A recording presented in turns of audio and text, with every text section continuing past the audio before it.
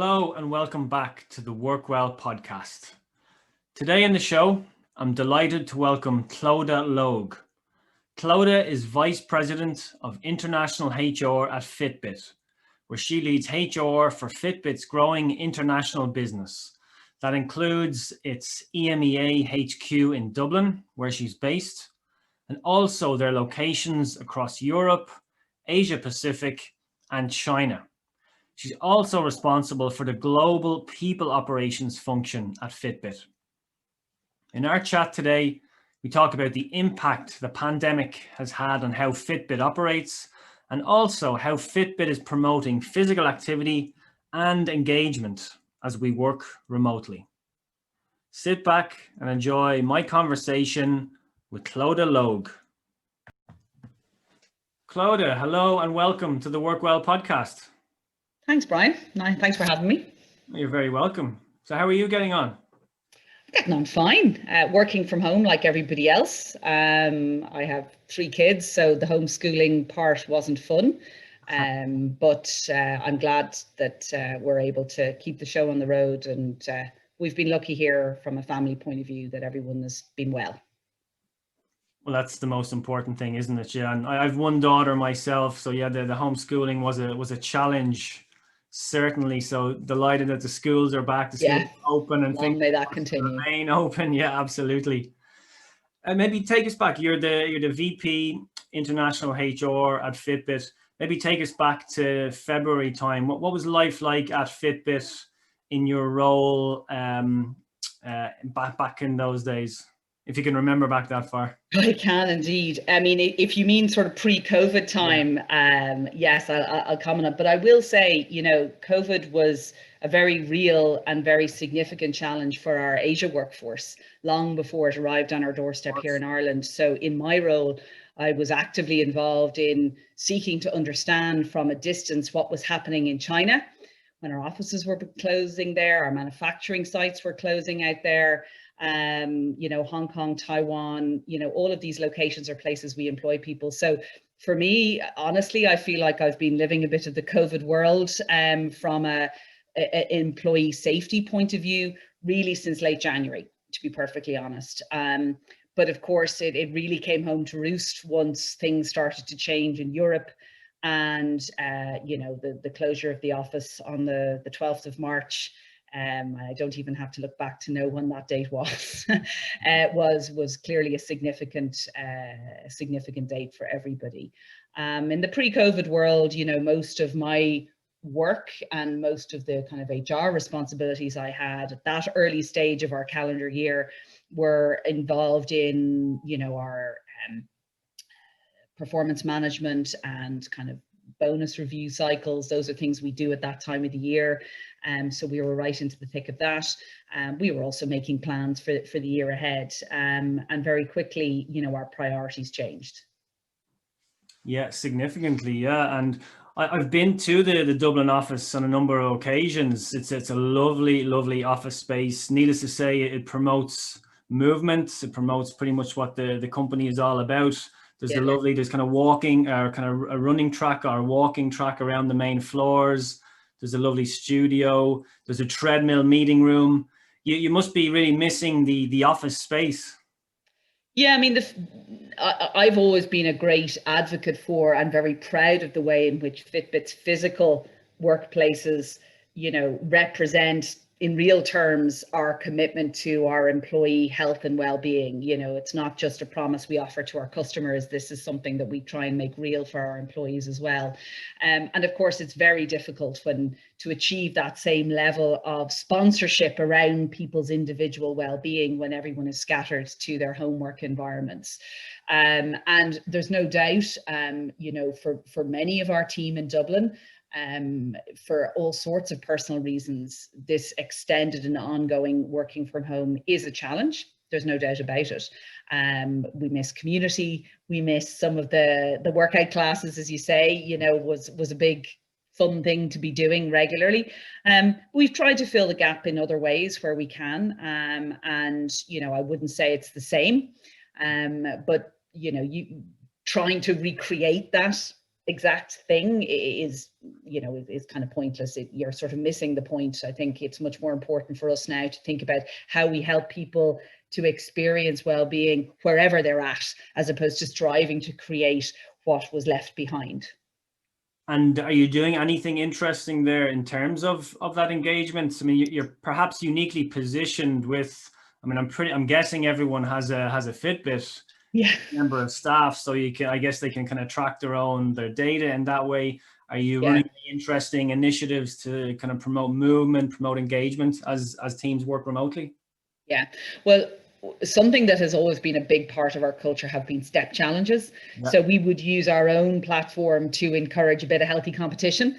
And sometimes those are company-wide sponsors activities where people are thrown into virtual teams with colleagues around the world. Sometimes it's closer to home. You can set up a step challenge with 4 or 5 people and use our technology in that way if that's something that helps you keep motivated to stay active.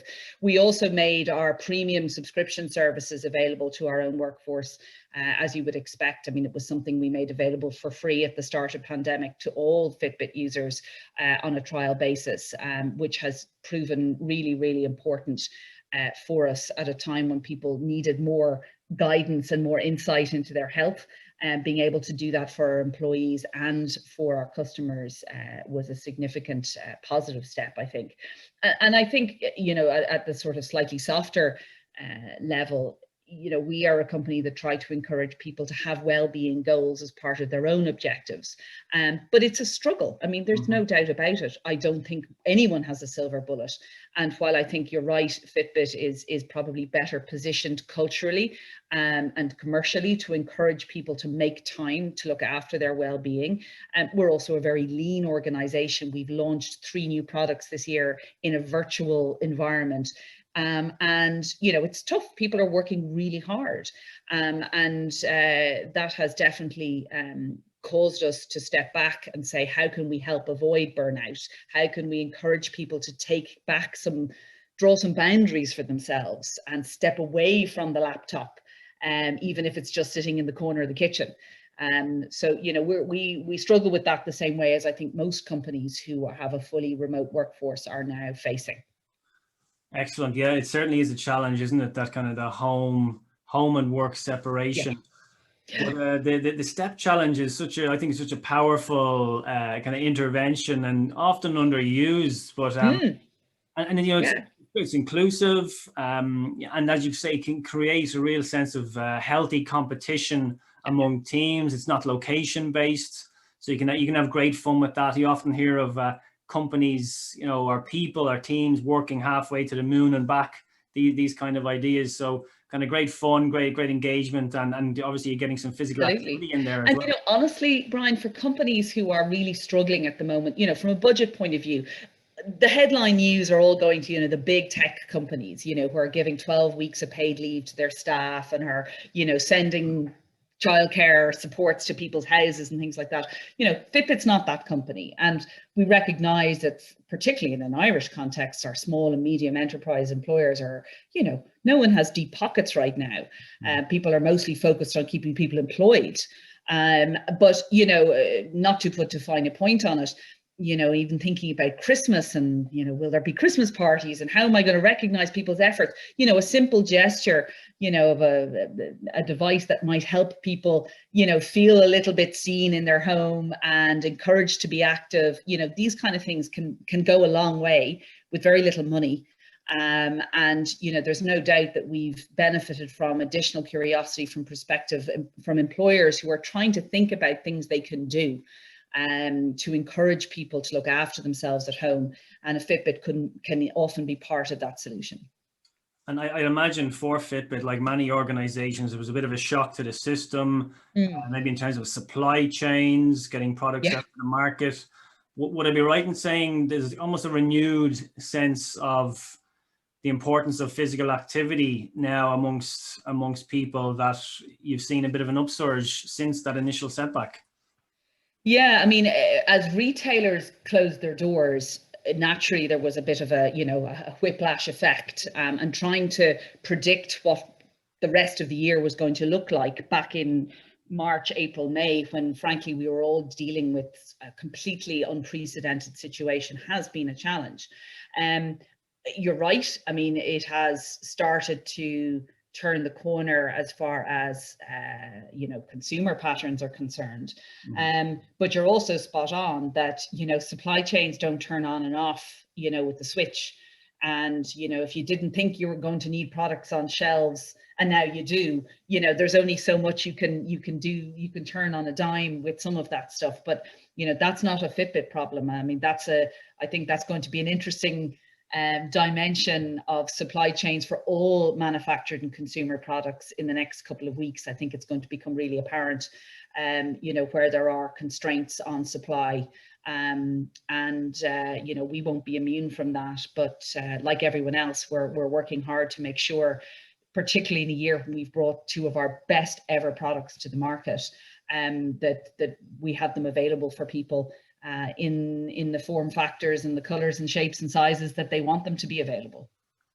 And isn't it great to see one of the benefits of I guess, what's happened, that the lockdown, if you like, a lot of gyms were closed, a lot of indoor sports facilities were closed, but there was an increase in the amount of people that were outdoors, be it just for a walk, maybe a run, maybe a cycle. So that's a certain benefit to what's been going on.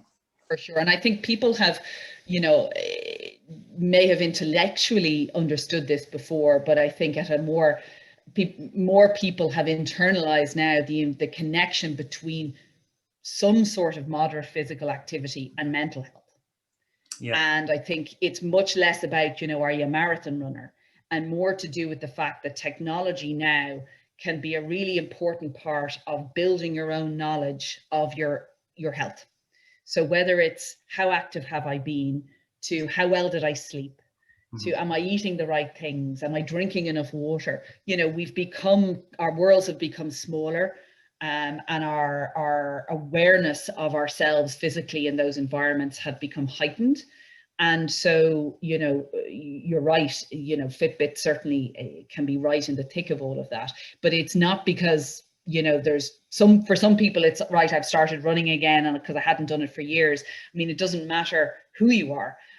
We all have come to appreciate that maintaining activity is key to people's mental health, and mental health is definitely something that we are much more attuned to, as frankly this pandemic goes from being a sort of it'll only last a few weeks, to something that we need to move people from just striving to get through the next week into thriving in the current environment, which frankly doesn't look like it's going to radically change anytime soon. Yeah, and well said. And just the simple fact of getting outdoors into nature, a little bit of exercise, no matter what it is, it can do wonders for your mental health, especially if you're feeling kind of trapped in that home work bubble, perhaps.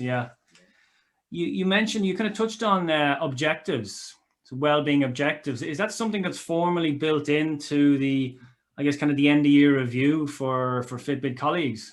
Yeah, it's interesting. When I joined Fitbit 5 years ago, almost to the day, actually, we were still, a very juvenile company and thinking about things like objectives and goals and so forth. But even at that early stage, our co-founders used to publicly talk about their well-being goals that they would set for themselves, as well as the commercial and leadership objectives that they had. And it's something we've tried to maintain. It's not a mandate. People are not penalized for not having a well-being goal. But, I've had members of my own team, agree with me, personal objectives that they're trying to achieve, whether it was running the, ladies mini marathon for the first time a few years ago, whether it was just meeting a step target, whatever it might be. And it just creates a space between a manager and employee to say, how are you taking care of yourself? If somebody says to me, oh, look, it's been a disaster this week, I don't really want to go into it, like, that's fine. I don't need to hold their feet to the fire, but it creates a space, as I say, between a manager and employee to recognize the fact that achieving all the other functional things can really only be sustained. Performance, as Brian, you have to have recovery to sustain performance. So putting some well-being space into how you think about your performance, one achieves the other. Excellent. So it's it's an optional Yeah. piece there on the Yeah. performance setting, if you like. I have actually come across a couple of organizations in the US where it is a formal part of their performance review. Now you're talking 10%, say, of their annual review is based on their well-being objectives. I haven't come across it in Ireland yet, being a kind of a formal part. I do know Sky Ireland actually have they have a well-being metric that they just kind of, anonymize. They just check the well-being of their teams and their people across from year to year, just kind of reviewing that. Now, it's not part of the performance assessment, but it's something they do keep an eye on. So and we have, I mean, we, like many companies, have employee engagement surveys. We're not, that wouldn't be unusual. But what we've done this year, we've always had a well-being question in there for exactly that reason. So we could track the degree to which our employees feel that Fitbit has their well-being interests at heart. But we went a bit further this time. And in our most recent survey, just a quarter ago, again, we've upped the frequency of pulse checking sentiment during this time. We asked more questions around well-being than we ever had before. And it's interesting, Fitbit is a company right now whose purpose around making the world healthier has really come into its own. We found ourselves really galvanized as a company around our relevance in ensuring that people, all walks of life are better able to manage their health and activity. Now, that has come at a relatively high price. In other words, our employees are working long hours, and they're definitely signaling that they're struggling to switch off. So, to your point about, Sky and other companies explicitly checking in on trends of well-being, we've done the same thing. And it has taught us, it has showed us that actually our employee engagement has never been higher. We have significant numbers of our employees now are signaling within certain teams that 100% favorable responses to questions like, I feel proud to work for Fitbit. Fitbit is a great company to work for. So our engagement levels have never been higher, but at the same time, we have teams that are really struggling to balance their own level of, health and distance from work at the moment. So it's been galvanizing, but a challenge. That's really interesting. I ran a survey recently myself, and I asked the question, do you feel that well-being has moved up the priority list as a result of COVID? And an overwhelming 90% of respondents in the community felt that it had. Were you kind of motivated to increase the amount of questions in your survey kind of for similar reasons, just to check in on employees? Yeah, no doubt about it. We have been. And outside of the United States, for our workforce, working extended hours from home or days from home was not unusual. Most of us work, in fact, we don't have physical offices in many countries where we employ people, firstly. So that's not a new situation for some people. Also, working across time zones, particularly in US or Asia facing roles, being able to just do a certain amount of your work from home was not an unusual practice. But for our vast majority of the company, and particularly our engineering workforces in Eastern Europe and in San Francisco, this is a big, big change. So it was absolutely important for us to be a lot more explicit and much more curious about people's ongoing well-being as this situation endures. Yeah, very interesting. And you mentioned all the different regions that you're responsible for.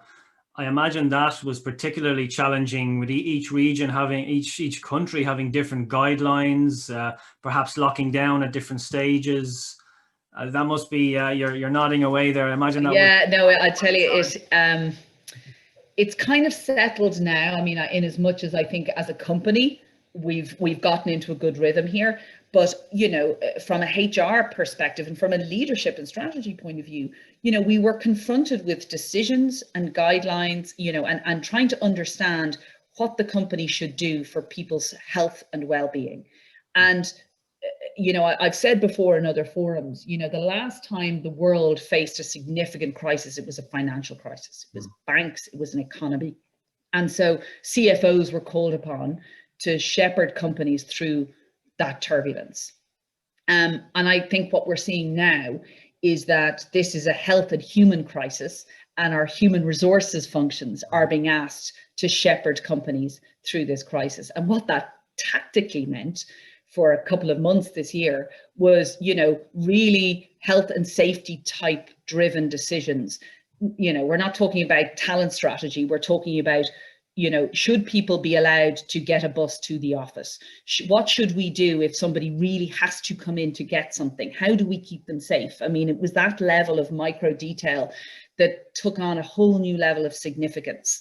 So yes, I mean, quite frankly, it has been, it has been an interesting experience in terms of the work that has needed to be done, but really important. And nobody had the answer, nobody had the playbook, no one has the mandate for deciding all of these things when it is so pervasive. And you mentioned you've got increased levels of engagement in recent months, and you mentioned that people felt a lot more galvanized to work for a company like Fitbit. I wonder, is that related to, I speak about this, I was speaking at a summit yesterday about, when people have a purpose, a real purpose, a bit like Daniel Pink speaks about, Yes. motivation, purpose being one of the three main pillars, that they really find that it's a huge driver for motivation, especially at work. I get, is that related? Then I think they're finding that real genuine purpose of working for Fitbit. And I think I have the mission statement in front of me. So to empower and inspire you to live a healthier, more active life. So your colleagues kind of really felt they were living that. Yeah, 100%. I mean, I have certainly said before any pandemic crisis, that at times when, Fitbit is still only like a 17-year-old company or 18-year-old company, we're still very young. And in many ways, we've long outgrown the sort of startup mentality, and becoming a publicly offered company, makes you have to grow up in lots of ways. However, when it has felt like there's been very little else, we don't have deep pockets, we don't have huge benefit schemes and these kind of things, we're lean, as you've heard me say before. But on days when it felt like there was little else, the thing that really is has been most adherent for people working at Fitbit is its purpose. So, I absolutely recognize the literature and the research that talks about purpose as being, a really significant driver of motivation and engagement. And, Fitbit is a personification of that as a company, because it is the thing that draws people to Fitbit, and frequently has been the thing that has kept people at Fitbit through good times and bad. And it has for sure taken on a whole new meaning at the moment. And I do look at other companies who perhaps are a bit less mission driven, or are struggling to articulate their purpose in human terms, and at a time when people are feeling, strung out and spread out, not perhaps being able to clearly say, what am I here to do, is something that I think Fitbit has had a huge advantage over some other companies in that regard. I mean, an example I'll give you is that we had a small but extremely driven group of engineers that, we gave permission to go into our labs in San Francisco in May, June, and then in less than a month pulled together a ventilator, which was approved under the FDA emergency regulation and brought into use. Now, we took what we knew about hardware and devices and, reading pulses and heart rates, and we turned that into a ventilator for emergency use in the United States in the space of a month. And I mean, for people who are involved in that, like, wow, what an amazing thing to do. Now, they probably worked day and night to do it, but they so wanted to make it happen. And to see the result of that, everyone in the company was like, wow, that's incredible. So those are the things, those are the bright sparks that this kind of a crisis can bring about. Yes, so Fitbit engineers, normally used to making the wearable devices, watches, whatever you want to call it, actually made ventilators. Yes. Yeah. And approved by the FDA, as you said. Yes. Excellent. Yeah. They're going back. They're back making the wearable devices now, or yes. Yes, absolutely. Yeah, like they did this as a spare project, like in their spare time. Fantastic, but I mean, a real purpose, as you mentioned, for doing something like that. Yeah. And I think for those of us in Ireland and in Europe, where we would probably know Fitbit mostly for the physical products, the wearable devices. But if I'm not mistaken, I think in the US you have something called Fitbit Care, which is like an online offering, if you like, for maybe, is it a workplace kind of wellness package that would go along with your physical Fitbit to support organizations? Yeah, Fitbit Care has a few components to it.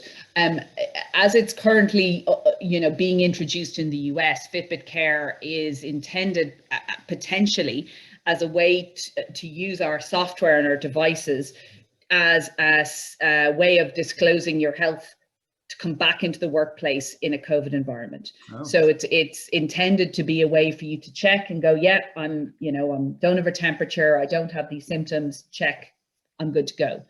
And it's something that we're trialing and hoping to make available commercially for employers who have Fitbit devices in their workforces. And we have, some very sizable corporate partners in the US who would be very interested in that, like Bank of America and a few others. But it's something we're working to commercialize, and it's not on the table in Europe at the moment. But even in the absence of a Fitbit Care subscription service or enterprise solution, frankly, the basic heart rate and sleep data has been something that we have been actively investigating and researching as pre-COVID sort of asymptomatic symptoms for our users. We partnered with Scripps Research, which would be a very credible research body in the United States. And over 100,000 people in the US volunteered for this survey and this research. So they volunteered to have their data put into this. And of that 100,000 people, 1,500 of that population, so a large sample size, were ultimately diagnosed with COVID. So what that allowed us to do was understand how their health indicators started to trend in the days and weeks leading up to them formally being diagnosed, when they believed themselves to be healthy or were generally still feeling well or asymptomatic. And the correlations are astonishing. People's sleep and breathing rates in particular, as well as base body temperature, even though people were waking up feeling like they just had a lousy night's sleep, in fact, were clearly showing early indications of what ultimately became COVID for those individuals. Right. Yeah, it's so impressive, isn't it? What you can read from data. Yeah. From it used to be, I think some people still associate it's just a step tracker, but there's a whole lot more. No, yeah, not at all. And the truth is, I think, frankly, we let technology help us with so much of our life now, whether it's a digital Nest doorbell, whether it's, the technology in your car, whether it's, we're so used to it. And I think people are increasingly cognizant of and comfortable with the fact that, technology can help people manage their own health. And it doesn't need to be sinister. It doesn't need to be extreme. It's just another way of using technology to, help improve your life. Yeah, and I'm sure there'll always be people who think it's too much, it's unnecessary. Yeah.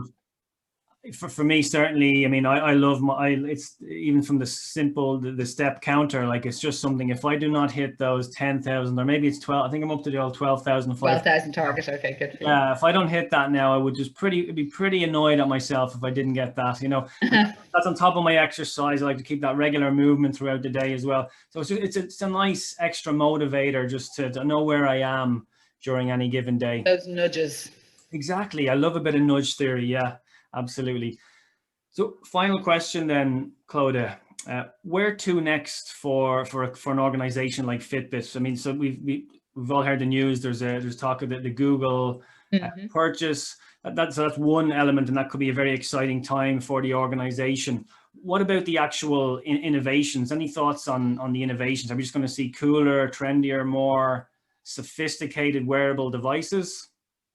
Yeah, I mean, for sure, as far as what the acquisition might bring for us, I mean, it's a very exciting opportunity.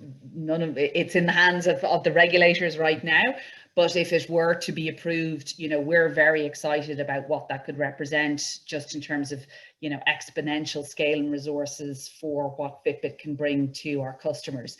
But, you know, leaving that to one side, you know, trends generally, I think, really just build on the comment I've just made, which is that, you know, the way in which people in a pandemic environment have come to appreciate the importance of understanding some fundamental health signals is just part and parcel of life now. You know, I think will be transformative. And equally, the idea that maintaining activity, sleeping well, maintaining positive mental health is just so important in human well-being, that technology really it will be at the center of a lot of that for people. And it's not, you know, that there's, like I say, it's not about, you know, very significantly in advanced technology, even though those advances will be there. You know, a simple, streamlined form factor that allows you in whatever way you live your life to be able to get insight into your own health that is enabled by technology, I think has, you know, we've all become alert to what's possible now. And I think it's just opened up the door for future innovation in those areas. Yeah, it's a really exciting space. So I look forward to seeing what comes next. Thank you. Thanks so much for your time. Where can people go to find out more about you and the work that you do? Well, me personally, no, but Fitbit, you know, everything you need to know about Fitbit is at fitbit.com. And, you know, I think you'll find, particularly over the next couple of weeks, as our new products come to market, you know, we've got some really great ad campaigns coming out and some really interesting social media as well. So frankly, every platform you care to mention, you'll find some really exciting information about Fitbit out there. Look forward to that. Thank you, Clodagh. You're very welcome. Nice talking to you, Brian. Thank you.